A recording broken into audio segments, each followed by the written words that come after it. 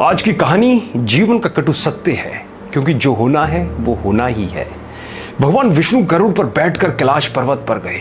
द्वार पर गरुड़ को छोड़कर खुद शिवजी से मिलने अंदर चले गए। तब कैलाश की अपूर्व प्राकृतिक शोभा को देखकर गरुड़ मंत्र मुग्ध थे कि तभी उनकी नजर एक खूबसूरत छोटी सी चिड़िया पर पड़ी। चिड़िया कुछ इतनी सुंदर थी कि गरुड़ के सारे विचार उसकी तरफ आकर्षित होने लगे। उसी समय कैलाश पर यमदेव पधारे और अंदर जाने से पहले उन्होंने उस छोटे से पक्षी को आश्चर्य की दृष्टि से देखा। गरुड़ समझ गए उस चिड़िया का अंत निकट है और यमदेव कैलाश से निकलते ही उसे अपने साथ यमलोक ले जाएंगे। गरुड़ को दया आ गई। इतनी छोटी और सुंदर सी चिड़िया को मरता हुआ नहीं देख सकते थे वो। उसे अपने पंजों में दबाया और कैलाश से हजारों कोस दूर एक जंगल में एक चट्टान के ऊपर छोड़ दिया और खुद वापस कैलाश पर आ गए। आखिर जब यम बाहर आए तो गरुड़ ने पूछ ही लिया कि उन्होंने उस चिड़िया को इतनी आश्चर्य भरी नजरों से क्यों देखा था। यमदेव बोले, गरुड़, जब मैंने उस चिड़िया को देखा तो मुझे ज्ञात हुआ कि वो चिड़िया कुछ ही पल बाद यहाँ से हजारों कोस दूर एक नाग द्वारा खा ली जाएगी। मैं सोच रहा था कि वो इतनी जल्दी इतनी दूर कैसे जाएगी, पर अब जब वो यहाँ नहीं है तो निश्चित ही वो मर चुकी है। गरुड़ समझ गए मृत्यु टाले नहीं टलती, चाहे कितनी भी चतुराई की जाए। इसलिए कृष्ण जी कहते हैं, करता तू वह है जो तू चाहता है, परंतु होता वह है जो मैं चाहता हूं।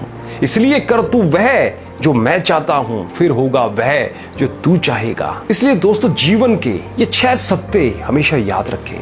पहला, कोई फर्क नहीं पड़ता कि आप कितने खूबसूरत हैं, क्योंकि लंगूर और गोरिल्ला भी अपनी और लोगों का ध्यान आकर्षित कर ही लेते हैं। दूसरा, कोई फर्क नहीं पड़ता आपका शरीर कितना विशाल और मजबूत है, क्योंकि शमशान तक आप अपने आप को नहीं ले जा सकते। तीसरा, आप कितने भी लंबे क्यों ना हो, मगर आने वाले कल को आप देख नहीं सकते। चौथा, कोई फर्क नहीं पड़ता आपकी त्वचा कितनी गोरी और चमकदार है, क्योंकि अंधेरे में रोशनी की जरूरत पड़ती ही है। पांचवा, कोई फर्क नहीं पड़ता कि आप नहीं हंसेंगे तो सभ्य कहलाएंगे, क्योंकि आप पर हंसने के लिए दुनिया खड़ी है। छठा, कोई फर्क नहीं पड़ता कि आप कितने अमीर हैं और दर्जनों गाड़ियां आपके पास है, क्योंकि घर के बाथरूम तक आपको चल के ही जाना पड़ेगा। इसलिए संभल कर चलिए, जिंदगी का सफर छोटा है, हंसते हंसते काटिए, आनंद आएगा। और अंत में ये बात हमेशा याद रखिएगा कि क्या जो होना है वो होके ही रहेगा। एक माचिस की तिल्ली, एक घी का लोटा,